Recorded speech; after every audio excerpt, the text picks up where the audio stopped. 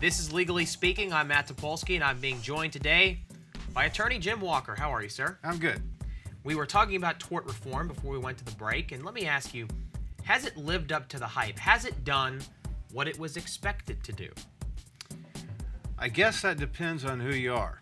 If you're the insurance company or the people who put this tort reform into motion, it has lived up to the hype, all right. It's lined the pockets of insurance companies, that's for sure. Has it lowered rates for doctors, for malpractice insurance? No. Because that's one of the things it was supposed to do. It was supposed to lower those rates. Yeah, but the rates have not gone down. They've gone up. The rates for doctors' insurance, malpractice insurance has gone up. The claims have gone down.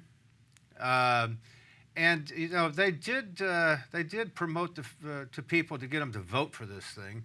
They promoted that it would eventually cause medical insurance rates to drop, because if the doctors are not being sued and their rates go down for their malpractice coverage, then health care coverage would go down. The cost of health care coverage would go down as well. Well, you don't have to be an accountant, a CPA, or a genius to figure out that the health care costs have not gone down over the last 12 years. They have skyrocketed. Now, medical malpractice insurance rates have not skyrocketed, but they've gone up. Right. They haven't gone down. Right. We see people today protesting in the streets over a lack of action by government, on the part of government, for the people.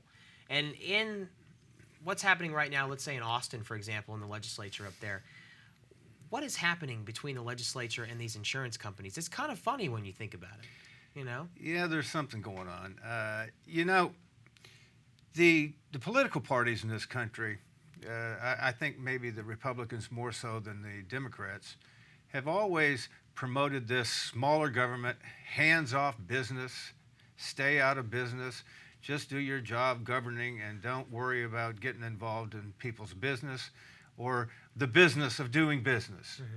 Evidently, with the one exception of insurance companies. The government certainly seems to get involved in capping rates and tort reform, and getting involved in making it more difficult to bring your case to trial if you've been injured. For some reason, insurance companies are the exception. They do get government intervention to help them.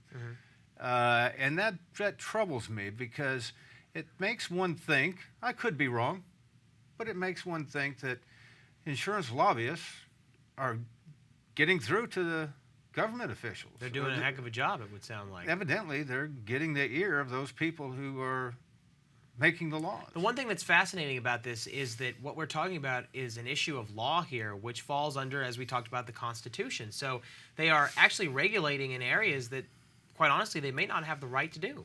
They don't have the right to do it, but that doesn't stop them. There's a lot of things that happen that I feel is unconstitutional or just plain not right, but it still goes on. I don't know what the answer is, Matt. I do know that letting it happen and not saying anything is not the answer.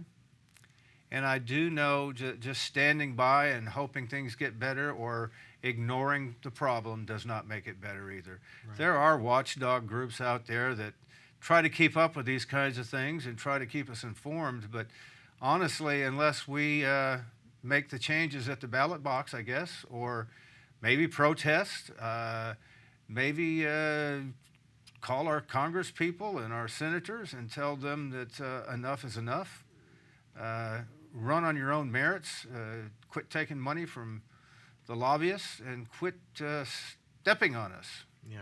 Get out of our lives. Quit stepping on us. Yeah, and I think that that's something that's going on right now. Tort reform continues to be a big thing here in Texas, with even more adjustments being made recently. Yeah, eventually, it's going to get to the point where they just do whatever they want to do.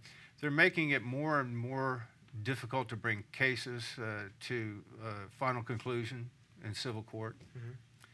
And they're making it more and more difficult for lawyers to even participate in the process, which scares me, because often lawyers are the only thing that stands between the people in a barbed wire fence. Right. I mean, we catch a lot of flack, but without lawyers there to protect your interest and to protect the Constitution and protect the people, I'm afraid.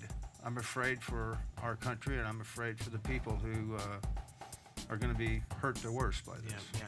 We'd like to take a break, but when we come back, let's transition into the limitations which are being put on some of these judgments and how that's directly affecting people if we can. Okay. More with Legally Speaking in a moment.